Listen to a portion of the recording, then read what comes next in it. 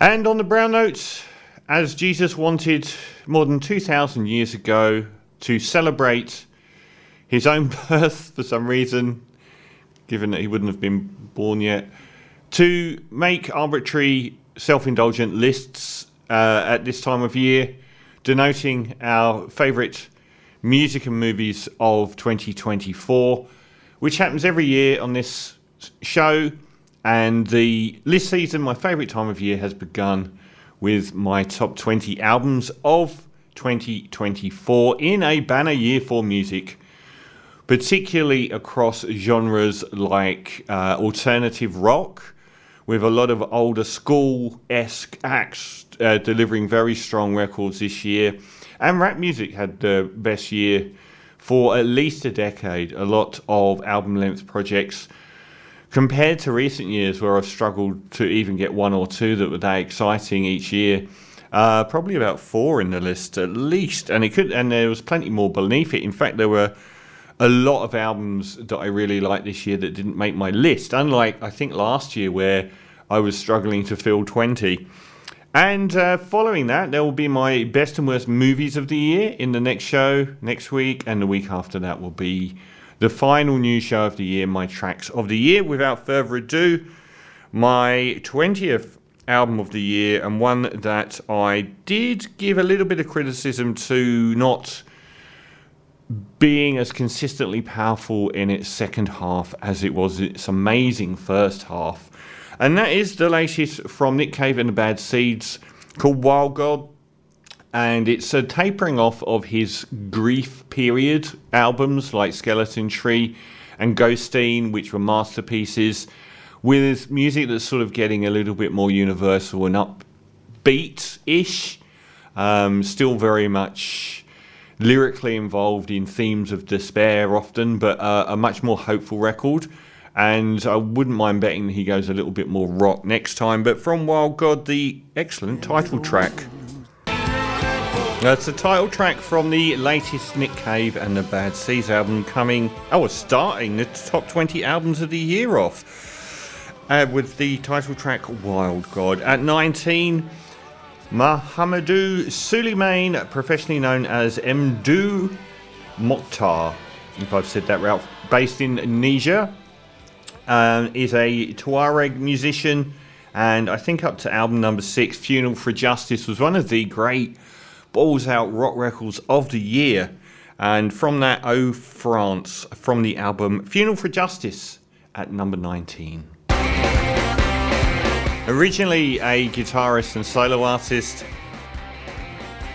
but now with a full-blown band for the last 2 or 3 albums, I think. That's Mdou Mokhtar. A very political record, but also an incredible straight rock and roll record. That's from the album Funeral for Justice and Oh France at number 19. I said a good year for rap music, an outstanding year for rap music. I didn't even get to the Kendrick album on my review list. I've decided to go on moratoriums now from the 1st of December when it comes to reviewing new movies or films, as it's just a nice break. To be honest, I think that the good tracks on the Kendrick album are outstanding, and there's probably 3 or 4 of the slower ones which are very mid. I'm thinking a 7.5 maybe on that one, but it's not in my list at all. But JPEG Mafia is, and he's one of the leading lights at the moment, alongside people like, like Tyler, the Creator, whose album I missed this year, and Freddie Gibbs, and Pusha T, and Schoolboy Q this year. Lots and lots of luminaries, but he's on a roll. And at number 18, I Lay Down My Life For You was a very interesting album. He's at the most visible end of underground rap, and this time around came out with an album that was more like Death Grips. Very abrasive guitars and thrash metal tones. No quarter given music, and it was fantastic. And this is probably I hope I've got one of the ones with a lot of guitars in. Vulgar Display of Power sounds like it has, from I Lay Down My Life For You at number 18. That was indeed very representative of the thrash rock on that album. A very varied album at number 18 from JPEG Mafia, I Lay Down My Life For You. Tom Krell, aka How to Dress Well, one of the year's unsung albums, I thought was a big return to form for him. Love Remains was a massively heralded album on this show in 2010, his debut, of very warped sounds that sounded like they were produced and recorded through some form of early Casio keyboard. And the track Ready for the World was my number one track of that year.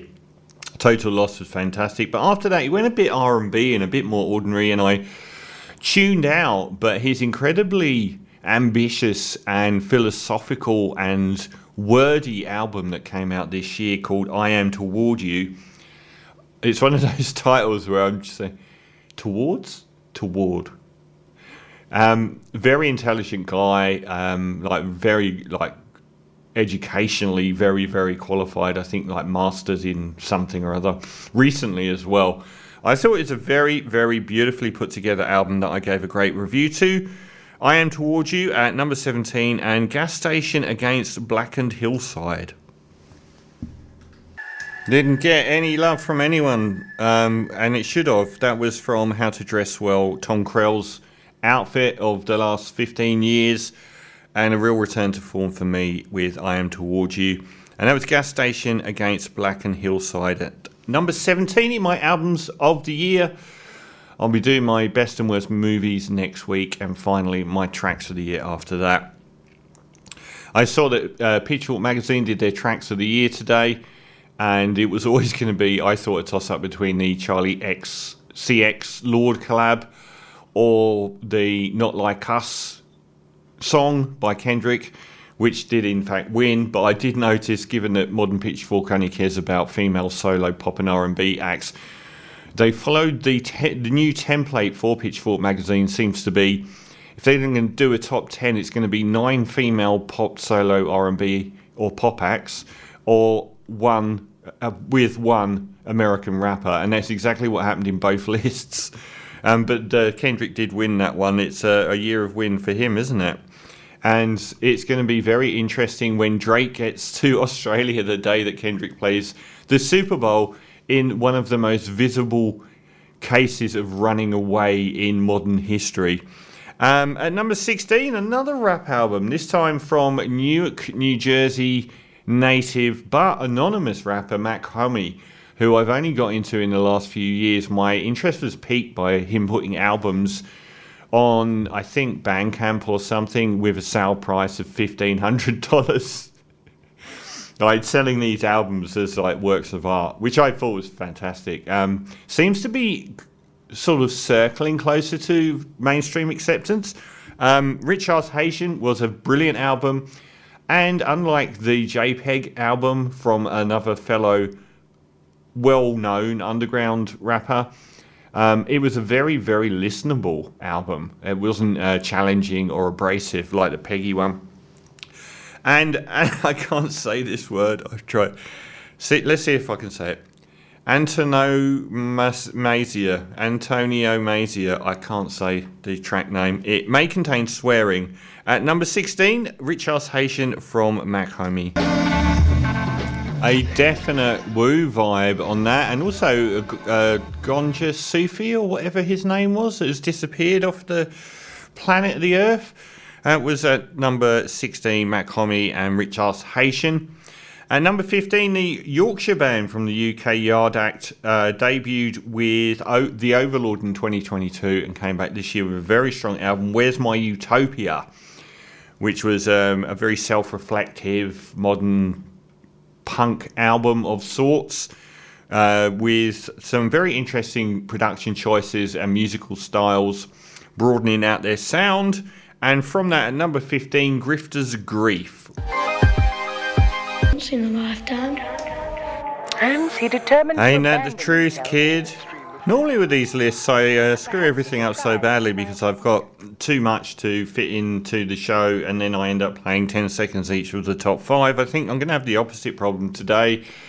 as there's quite a lot shorter tracks, and I've restricted myself to a top 20.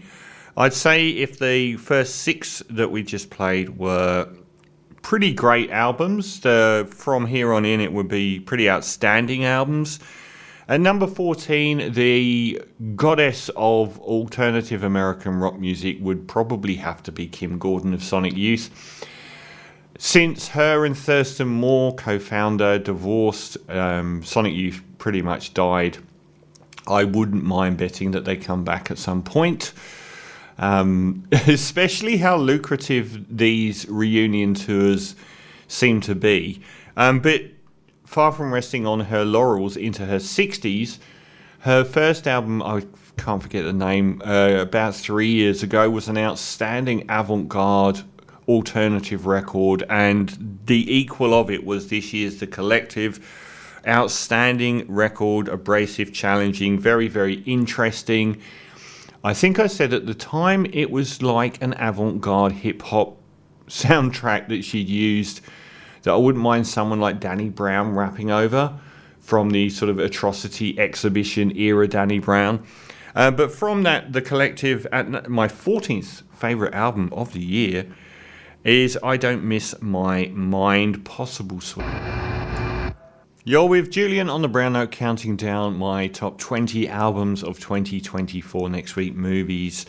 And my favourite list of all in that is my worst films of the year. Something I don't get with albums, because I don't seek out to listen to terrible albums, but I do watch a lot of terrible films. Kim Gordon at number 14 from the album The Collective, and that was I Don't Miss My Mind. Few people have had, I don't think maybe anyone has had as many feature albums on the show as Keith Colzert from originally Chicago. And Chief Keef, as he's known, was one of the originators of what became known as Chicago Drill, which became arguably the most influential post-2010 rap genre, ending up in places like UK Drill, and also with this whole sort of online cloud rap sort of universe as well. Someone that was an enfant terrible of rap music around 2012, and then abandoned by his record label due to too much danger associated with him. And instead of burning out and petering off into really lackluster, feature-heavy 90-track albums with a Drake feature on them, went on to become one of the most interesting avant-garde rappers out there, with a relentless run of mixtapes and album-length projects. I think one year there was 6. I think I must have featured at least 10 albums by Chief Keef over the years. And it was definitely, I found like each project he'd veer off into a new tangent, and I found them very interesting. But there was the quantity versus quality argument to be had. And that's something that he seems to have addressed massively with his last sort of 3 or 4 releases in the album length format, which have been incredibly solid. For Nem and the collaboration one he did, I can't remember off the top of my head, much more like he was seeking to create an album length project than indulging in whatever sort of musical alley he wanted to go down with this release. And I found the same with this album, Almighty So 2, following up from his Almighty So, his nickname at the time being Sosa, which was highly acclaimed a decade ago, and this one has got a great deal of acclaim as well as one of his best album-length projects. And also the fact that he's just completely bonkers. Like, the stuff that he's coming out with now is just insanity, and often very, very funny as well. And he just doesn't care, and just does what he wants. And he's one of the more, I think, I saw someone say probably the most relevant thing about him: if you're a modern rapper under a certain age, he's probably your god. So from Almighty So at number 13, Chief Keef on a roll at the moment, and it will contain swearing, and this is Treat Myself. That's Chief Keef, and number 13 from Almighty So and Treat Myself. At number 12, I go to the Gumball Music Festival in the Hunter Valley. It's probably the best music festival I've been to in New South Wales in Australia for probably well over 10 years now. And it's twice a year, and it's called Gumball in April, and it's called Skyline in September, October time, which it was this year, when I broke down in the middle of nowhere in the Hunter Valley and spent my birthday on a long weekend, 5 hours standing by my car waiting for a tow truck, which cost $1,000 to come back to Sydney and took 4 hours of driving to get back to Sydney. And that was how I spent my birthday. But that was on the last day of the festival. Anyway, I was very impressed this year. They got Hooray for the Riff Raff, who has got one of the most acclaimed albums of the year, to actually be one of the performers, who was very good. So, Linda Segarra from New Orleans, I believe, originally. Been recording music for probably approaching 20 years. And The Past Is Still Alive was a very well-realised album-length project with some of the best lyrics of the year, fantastic songwriting and melodies, and even better lyricism. And from The Past Is Still Alive, this is Ogallala. That's Hooray for the Riff Raff at number 12 with Ogallala from The Past Is Still Alive, and one of the best albums of the year lyrically. I think the scoring I've given everything so far was around 8.5 out of 10. And we're moving up now into the 9s plus for the rest of the list. So I'm doing my albums of the year, and I'm in no rush this time, which is very unusual. Actually, the last rap album on the list, there wasn't sort of anything that pushed higher, but then it was an incredibly good year for album-length projects. And there was an awful lot of very, very strong rap albums.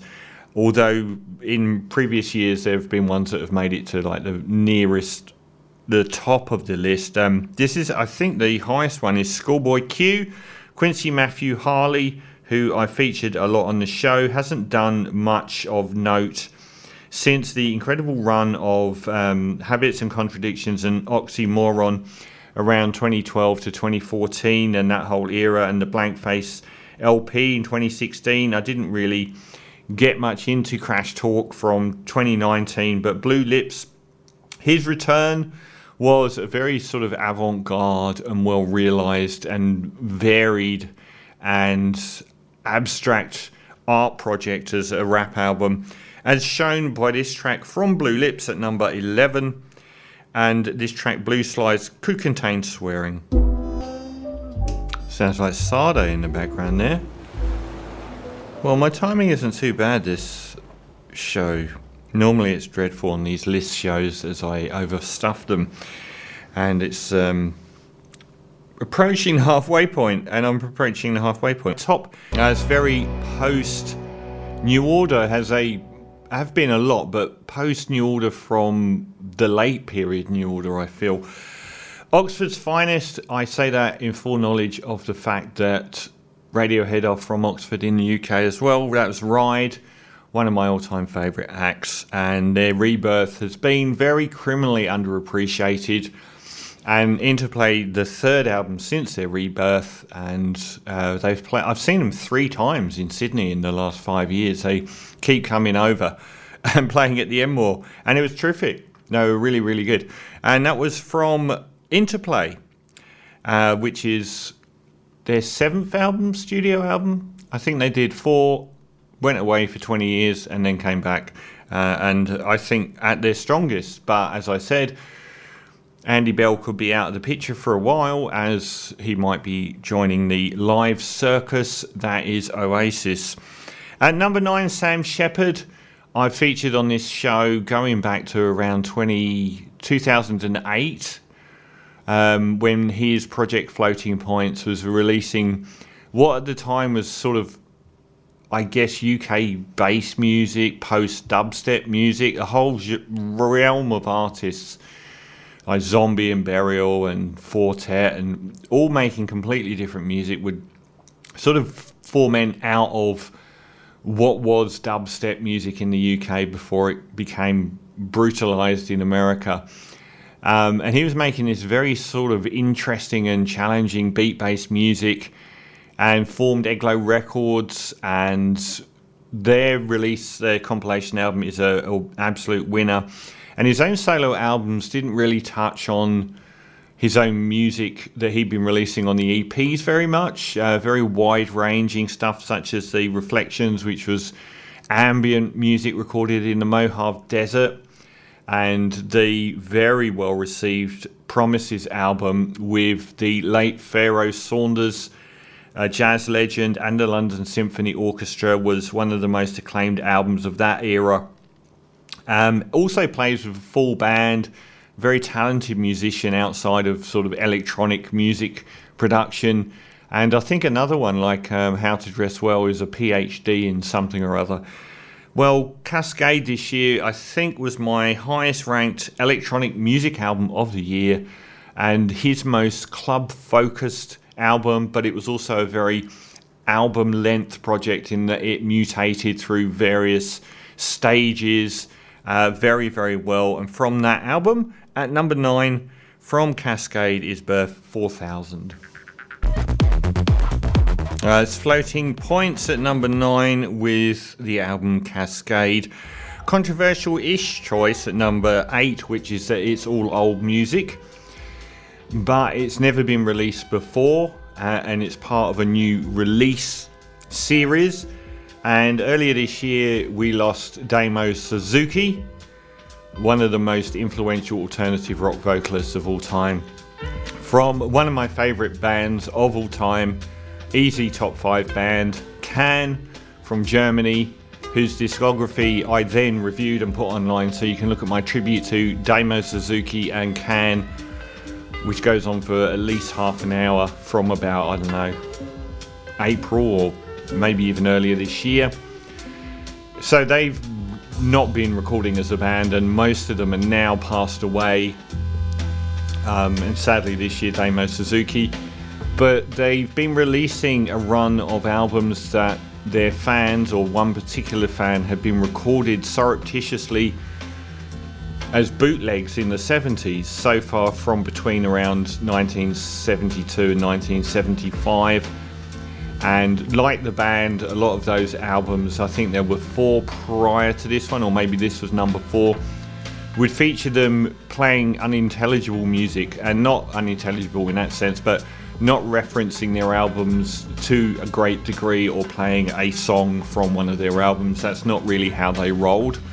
They'd play very long, intricate tracks, which would devolve over up to half an hour, and they would snap. I'm going to start this one again because I want to hear the opening. They would sort of snap into focus and fade away and snap into focus as jam sessions. But the caveat and the icing on the cake of their release series, and I think I gave this a 10 out of 10, even though it's not new music and not technically a new album, it's never been released before.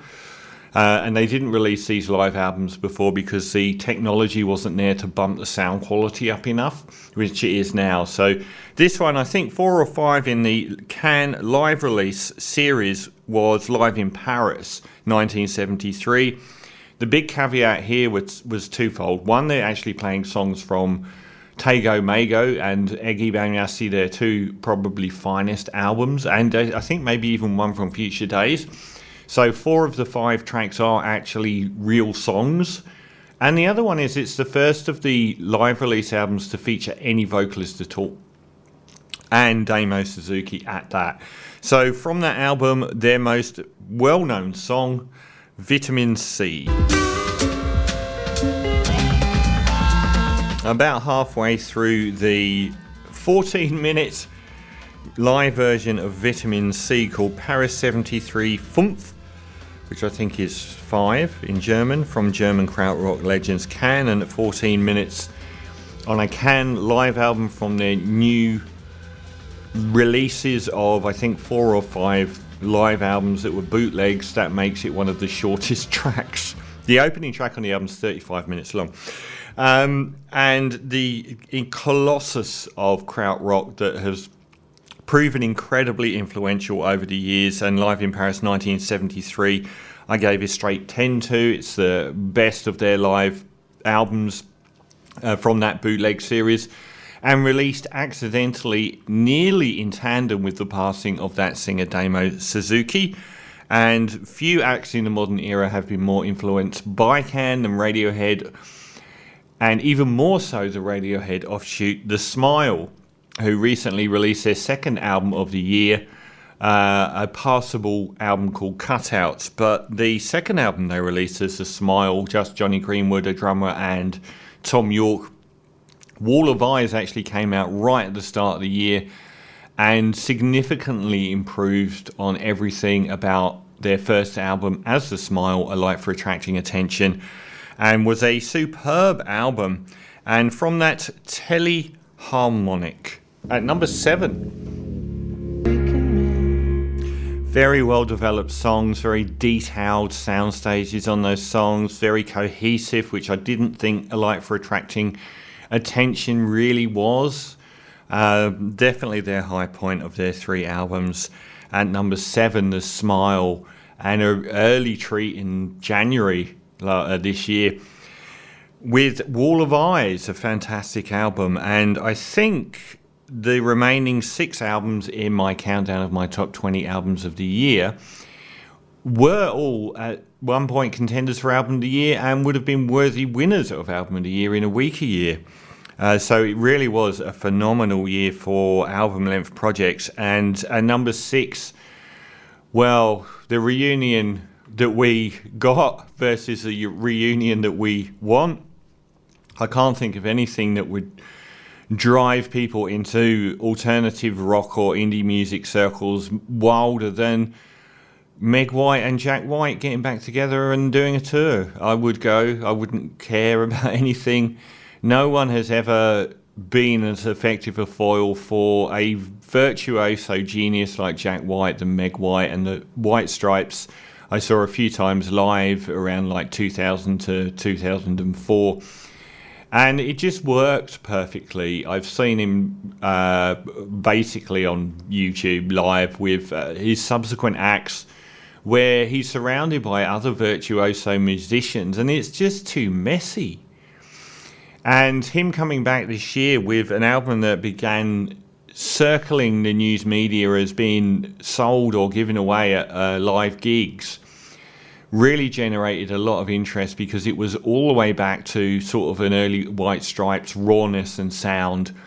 Very little in the way of the overproduction or over-instrumentation of modern era Jack White music. And it was a fantastic album called No Name.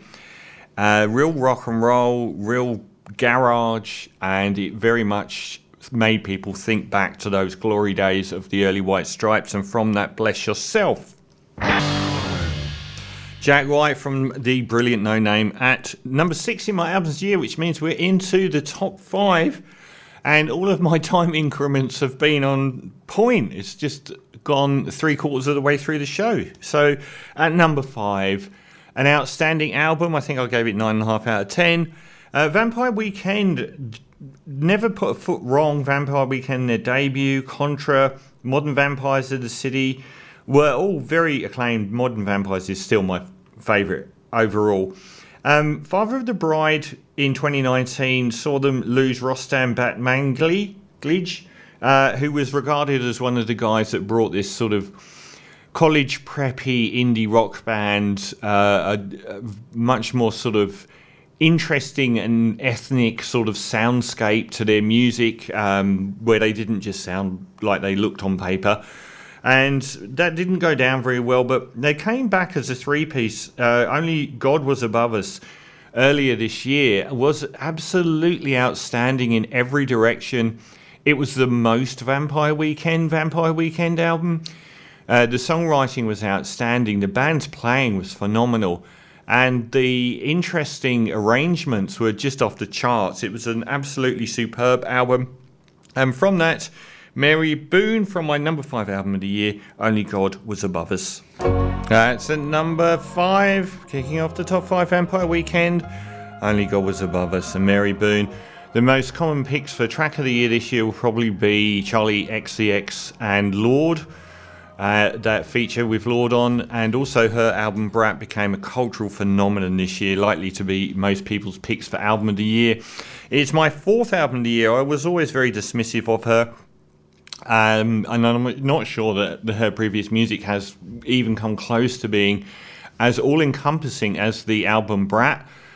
She was heralded as the next big thing and of future pop so long that it was almost like antique pop, but it very much came through with the album Brat. It did become a cultural phenomenon, even reaching the US elections, and it was always fair, and it was a masterpiece. Beautifully sleek, clubby production, often quite minimalist, and most of all, an unexpectedly main character syndrome, brilliantly self-aware and honest and open lyrics throughout the album as well about herself, her life, from every level, from aging to the point where she's scared about having children or not having children, and like her relationships with other famous people like Lord on that Girl Interrupted track. So this is the opener, which does showcase the expert production throughout the album. From my number 4, Brat, this is 360.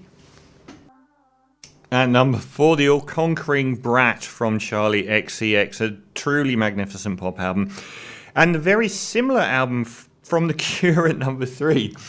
One of the great comebacks of the year, probably the biggest and best comeback of the year, was The Cure returning after 16 years with a new album, Songs of the Lost World, which I took a long time to sort of get into.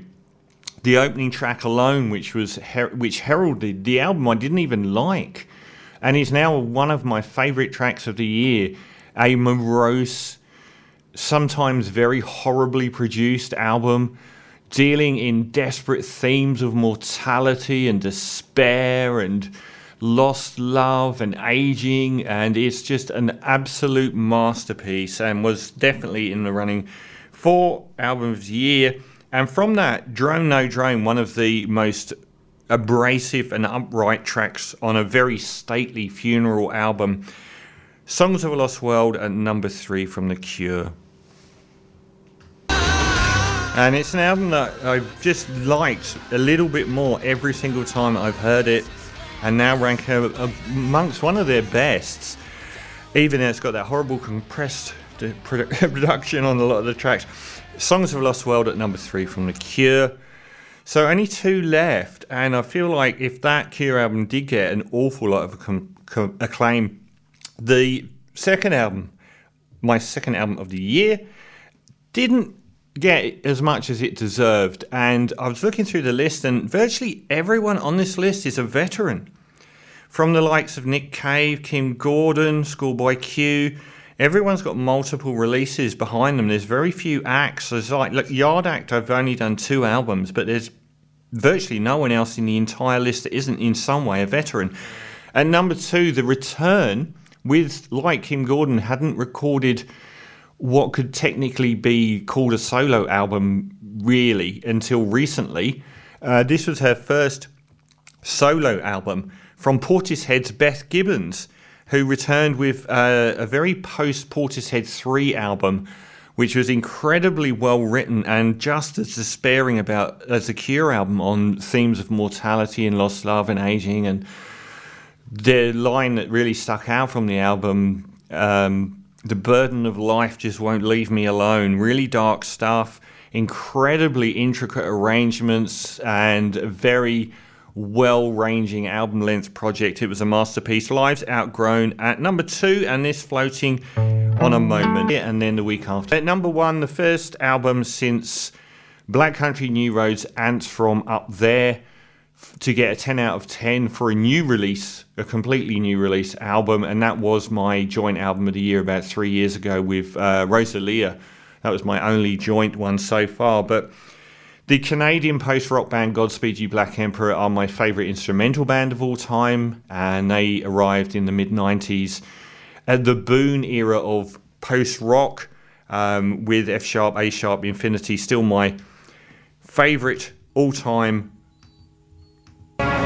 electronic music, post-rock instrumental album of all time. I'm just trying to get the track to a pivotal point so that it can end triumphantly, as all the tracks on the album are so long I couldn't actually play it. But I gave one of the best titles of the modern era. It's called No Title, as of 13 February 2024, 28,340 dead, which everyone instantly knows what it's about, and it forces you to reckon with what that number is today. And the album itself, I thought their last album was fantastic and their best since their heyday, and the album Lift Your Skinny Fists Like Antennas to Heaven. Their titles are immaculate. From around, I think, 2002, 2003 or 4 maybe. They came back in around 2010, 2012 era after a long hiatus and started releasing albums, but their last two have been absolutely up there with the best stuff they've ever done. And I thought Godspeed, their last album, was their best since Lift Your Skinny Fist, but this actually outdid it and was even better. So my number one album of the year, which I gave 10 out of 10 to, is Canadian post-rock titans Godspeed You Black Emperor, and the album No Title, as of 13 Feb 2024, 28,340 dead, and we're up to over 46,000 as at the 3rd of December 2024. Adios. This is Raindrops in Cast Lead.